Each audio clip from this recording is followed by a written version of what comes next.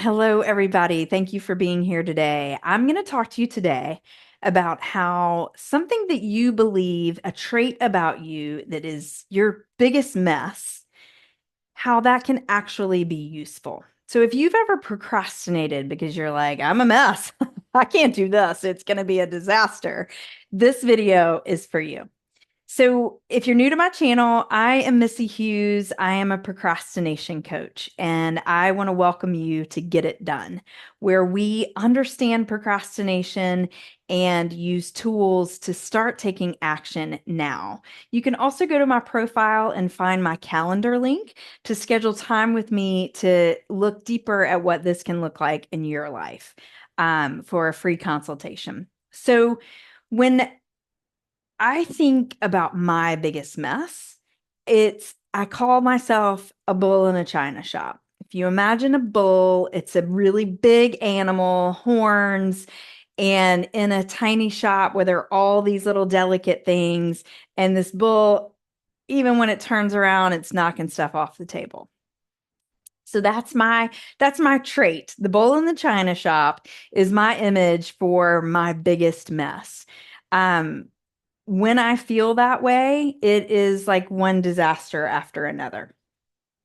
So I'm going to tell you two stories about this. The first is actually about my son. My son has this way of just being immersed, and he is vibrant. He's in his story. He is living it. He doesn't matter. It doesn't matter to him whether there are any other characters around. He's just he's like in it. He's got the sound effects and he's going for whatever his story is. And it's fun. It's like this beautiful thing about him that you kind of chuckle when you see it because he's just so in it. It's beautiful. Even when he spits a lot because his sound effects are always very spitty. it's it's a really beautiful part of him. So this week he started school and a friend said, Oliver seems a lot calmer. And I was like, what do you mean? And she said, he's not so. And I said, no, this is the end of the first day of school. And it was like 90 degrees in that building with no air conditioning. And don't you worry, he's still got those traits. So fast forward to this instance that I had where scheduling travel, working with family members to figure some things out, and I'm feeling massively stressed. I'm looking at how can we save money? How can we not, spend money? How can we do this more economically? I'm having a lot of stress about spending money. So that's a whole different topic that we can get into in another session, but that's where my chain started. So I start feeling stressed about money, spending money. Then I start feeling stressed. I start nitpicking my to-do list. You didn't do enough. I got the one project that I wanted done, but I didn't do other things and I didn't do enough in my business. So if I'm worried about spending money, now I'm mad at myself for not doing things that might make more money. So then I go into this thing where I just start criticizing everything anybody does drives me crazy, whether it's the dog, the husband, the child, anyone around. All of a sudden, I'm nitpicking all the little things, I'm judging, I'm frustrated. And now I get into this place where I'm frustrated and now I'm stubbing my toe. I'm dropping things. My toothbrush is all of a sudden in the toilet. I'm a mess. I'm the bull in the china shop. So then I start banging around. And this is when I call it the banging around. I can see myself banging around and I say it because I've seen it before. I know I'm in this situation and I say I'm banging around like a bull in a china shop. Just stop. But what do I do when I'm in that zone? I don't feel safe in my own body because I'm literally slamming it into furniture. I don't feel safe with others because I'm being mean. I'm being critical. I don't like what I'm doing. And so I feel shame about that. But also, I feel like I can't get out of it either. So I'm not safe in my body. Others aren't safe around me. So then I don't do things like self-care, like journaling, because now I'm in a hurry. Now I'm like, I've messed things up, so I got to get going. And I'm not taking the time to move my body and exercise. I'm not taking the time to journal and kind of get to the bottom of what all these thoughts are, what's even bothering me. I never knew when I was banging around like a bull in a china shop. I never thought it was that I was worried about spending money. That connection didn't immediately happen. But it immediately, I saw myself like, oh, this is you in this pattern that you have. What, how do I make it stop? um, but instead of getting after stopping it, I procrastinate it. I hide. I don't do self-care. I don't reach out to others because, well, I mean, I'm kind of a meanie. I don't think they want to be around me when I'm such a stinker. And so I isolate myself. So I'm not connecting to myself. I'm not connecting to others. Also am not getting after my business because being angry and judgmental is not a creative place. So I'm procrastinating my work also. So when I believe I'm in a bull in a china shop, I hide. I procrastinate. I go away because it's not safe. And that's a pretty stinky feeling, right? You're like, Missy, how do we get to the part where that's useful? Seems pretty terrible. And the truth is that part of it is terrible. But there is another part of it. The part of me that's the bull in the china shop is also the part of me that's really sensitive.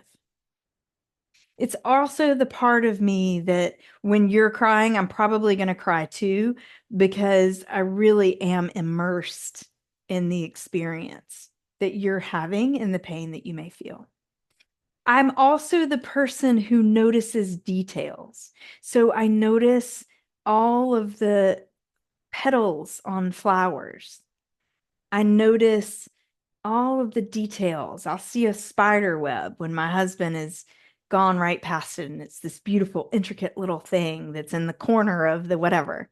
So, this bowl in the china shop, this sensitive being, is also this beautifully detailed person that sees when maybe someone's body language shifts. So that also has the potential to be a strength of mine. The bull in the china shop is not a strong expression of that, but it is the part of me that is sensitive. It is the part of me that's detailed and nuanced, right? So, what do I do? I find myself as a bull, and that feels terrible. So I hide and procrastinate. How do I get out of the bull, get out of the hiding, get out of the procrastination? What is it in you that is the bull in the china shop? What is it in you that's the mess? What is the part of you that goes haywire and freezes, or goes haywire and fights, or goes haywire and gets the heck out of there and emotionally eats or avoids what you're doing? What is it about you? Where do you see yourself that you're like, yep, there I am again. Yep, there I am again. I'm banging around. What is that in you? Now, what I want you to do, now listen, if you're used to seeing me give you a list of things to do. It's going to be a little bit different today. And that's okay. If you're open to sitting with some curiosity about what might be in the deeper level for you, I'm going to give you a way to access that. So go to the place where you're the bull in the china shop, whatever that looks like for you. And I want to challenge you to see you in your biggest mess. And now I want you to go imagine that you see a child playing it out. They're in their role play. They are going for it. They've got either imaginary friends that are participating, they've got action figures they're participating. But what happens with a child, they're in it. They're feeling it. They're in that mess that you are creating, right? Now, I want you to imagine that child being the hero that saves the day. Because the child is always the hero. They're the hero of their own story. It's so beautiful. They still love themselves. They still have that connection to themselves. They still have that beautiful access to make themselves the hero of the story. Da, da, da, da, right? And they're in it. So go allow yourself to see that playing out in the child's story. How does the child win the day? What is the mess that's happening, and how does the child win? How do they rush in, cape a flying, and win the day? This can give you, if you're open to playing with that, and I recommend writing, just journal it down. The mess looks like this, the child is doing this, the sounds are bang swing, whatever it is.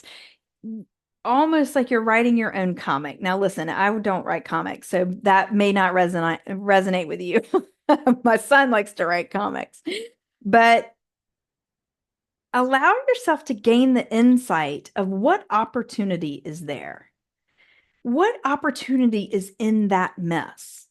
Can you allow that child to give you the gift of your details, of your sensitivity, of what is it about you that is dealing with pieces of hard emotions?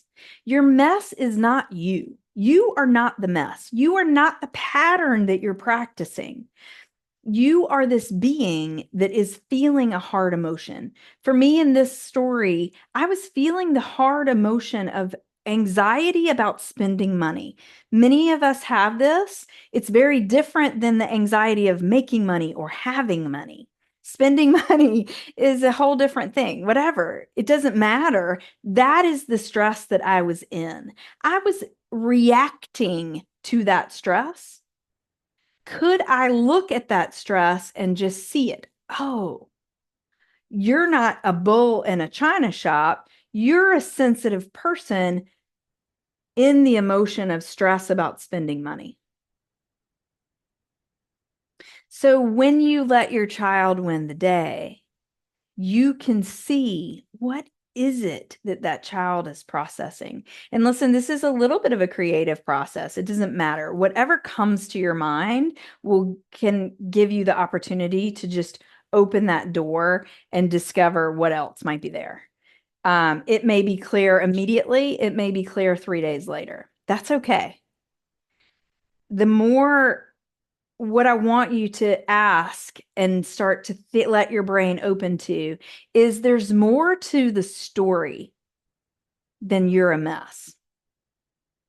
There's more to the story than you're a bull in a china shop. There's more to the story that you're banging around. There's more to the story than you're a person who practices procrastination. Procrastination is just a pattern. It's not who you are. It's something that you've gotten good at. I know I did. Hardcore. So I challenge you to go to that place where you can ask, what is there more to the story? Can I be open to hearing that? So as you leave here today, as you close this out, be the hero in your story. Allow yourself to go back as a child. And for some of us, it's easy to access childhood. For some of us, it's not easy to access. So if it's easier for you to access someone else's child, like for me, I'm accessing my son. I'm not accessing me as a child. But whatever's easiest for you to picture it as your dog saving the day. It doesn't matter. It's an innocent something that's saving the day. Let that be something that opens the door to more insight for you. So today's an insight maker, not a to-do list creator, but can you see yourself as the person who practices procrastination, who's not actually a procrastinator? I'm not a bull in a china shop. I'm a human who bangs around when she feels hard emotions. Thank you for being here today. I'll see you next week, and maybe we'll talk about the stress of spending money. Thanks for being here.